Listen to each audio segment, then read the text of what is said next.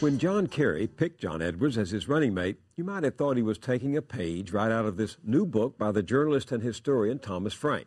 It's entitled, What's the Matter with Kansas? Here's the opening paragraph. Quote, the poorest county in America isn't in Appalachia or the Deep South.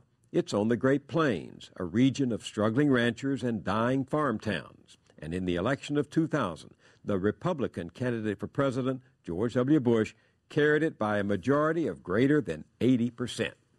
Thomas Frank was puzzled when he came upon that fact in an obscure study of the rural Great Plains, America's so-called heartland. He'd always thought of Democrats as the party of workers, the poor, the left behind, and he knew Kansas to have been a pioneer in populist challenges to the power of monopolies, cartels, and corporations. What was going on here? Thomas Frank had left Kansas to earn his doctorate in history at the University of Chicago. His first two books created a lot of buzz, The Conquest of Cool and One Market Under God. And so does his journal, The Baffler. He's just become Washington editor for Harper's Magazine, but not before he went back to Kansas for this new book, back to the place he calls the distilled essence of the country, to talk to those people with the puzzling voting habits. Welcome to Now. Thanks for having me. The Kansas you describe in here is a major battleground in what you see as a class war going on in America, right? Yeah, that's right. This is the fascinating thing about the way class is discussed in America now. And it's not just in Kansas, but everywhere in the country, is that it's not about economics. It's about cultural issues. Class is about culture. It's not about economics. It's not about, well, I mean, it is obviously about who, where you work, what kind of money you make, but the way that it affects you, the grievances that you have are cultural ones. Such as? Abortion is the main one. This is something that it's divided along class lines in Kansas, where the moderate Republicans, who tend to be affluent, the people that I grew up around, tend to be pro-choice. The working class Republicans are pro-life.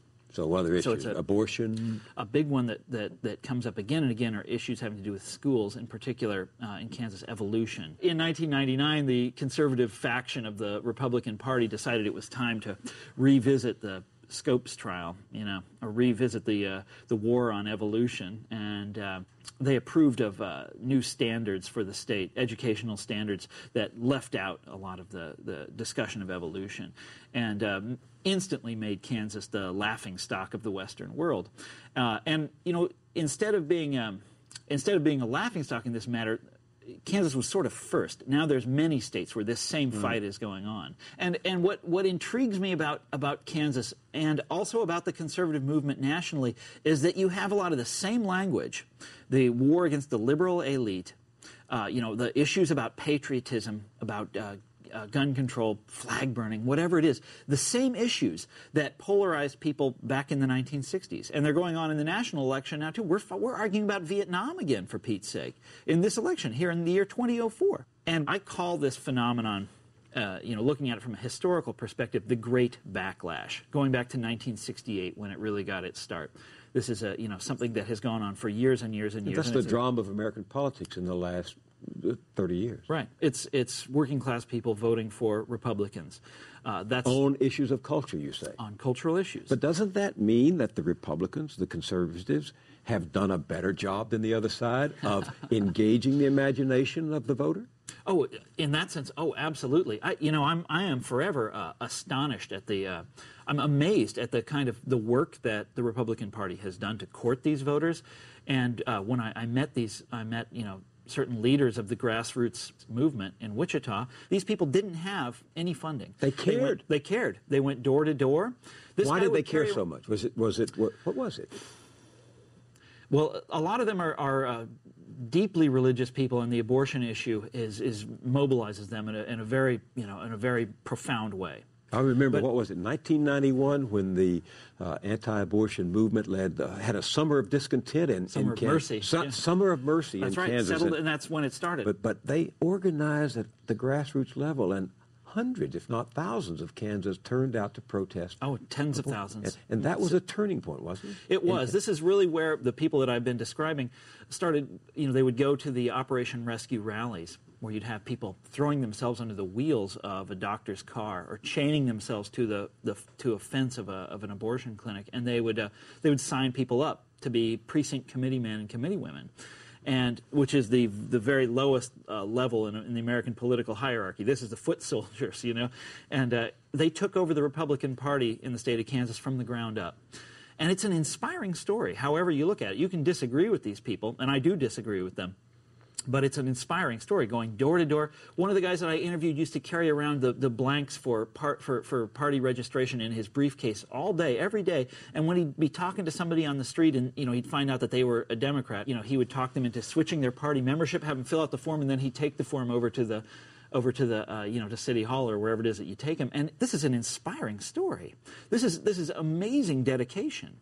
You even admire them for taking their religious and moral passions into the precincts of politics. You say that they wind up voting against their own interests because their great concern for culture means that they are ripped off, if I'm summarizing correctly, by the very economic interests that govern the society today. Well, this is the fascinating thing about this 30-year phenomenon that we're talking about here, the great backlash. Populist conservatism, to put it in a word. And it's been going on for 30 years. People have decided that cultural issues outweigh their economic interests, or they outweigh everything. And they vote for conservatives on this basis. Okay. What's amazing to me is that the conservatives have made almost no headway in the culture wars. You look at American culture, and I have a certain amount of sympathy for the conservative take in this regard. Our culture is 100 times coarser than it was when all this began in 1968. The movies are so much more vile. The TV programs are I mean, it's hard to, you turn on the TV and of course it's disgusting. I think that these people are right to be disgusted by the world that surrounds them. I don't think there's any question about that. What's interesting to me is that their leaders make no headway in the culture wars, never. They lead their followers out on these campaigns where it's almost impossible for them to win. And I'll give you an example. While I was writing the book, the culture war issue du jour was the Alabama 10 Commandments Monument. Rory Moore. He did this deliberately to provoke a lawsuit from the ACLU. He knew that wasn't gonna stand. He knew how that issue would end. He did it to stir up his followers. And the same is true with almost every cultural issue that they've chosen. School prayer. There's no way they're going to bring school prayer back. But you say in the book they lose on economic interest, right, that they've wound up with lower wages, with less insurance, with inadequate retirement, that they have, in fact, you say conservatives have convinced people to vote against their own economic interests. Right. Well, this is what's fascinating is that even as their conservative leaders do nothing on the cultural front, as they fail to make any headway in the culture wars, they've been very effective at changing the way our economy works and at changing the way that wealth is distributed in America. Since President Reagan was elected in 1980, has been a time of constant deregulation, privatization, deunionization. They don't enforce antitrust.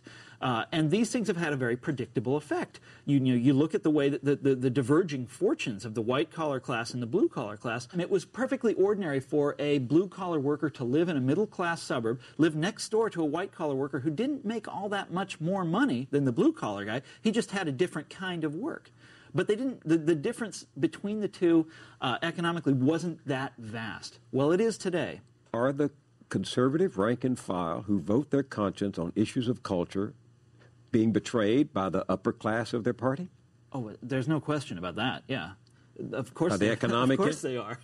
There's no doubt about that. They're being ruined. They're being destroyed as a class. Yes, they're being. Their standard of living is in decline. But it was Newt Gingrich who said that the Democrats are the enemy, quote, of ordinary people. And he got away with it because the Democrats just rolled over, right? Well, a big part of the problem here is the Democrats themselves, the liberals themselves. And they haven't fought back on these issues. In fact, they've done the contrary. On economic issues. On economic issues. They're afraid of being called class warriors. Yeah, that's right.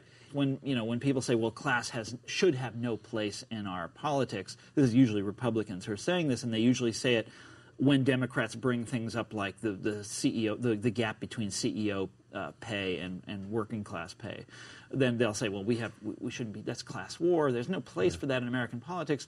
But at the same time, these same people use class language all the time, forever attacking the liberal elite, forever making fun of liberals' taste in coffee and in cars. You know, they drive Volvos instead of Chevys. They drink lattes, you know. They eat their fancy French cheese, or in the case of John Kerry, they even speak French.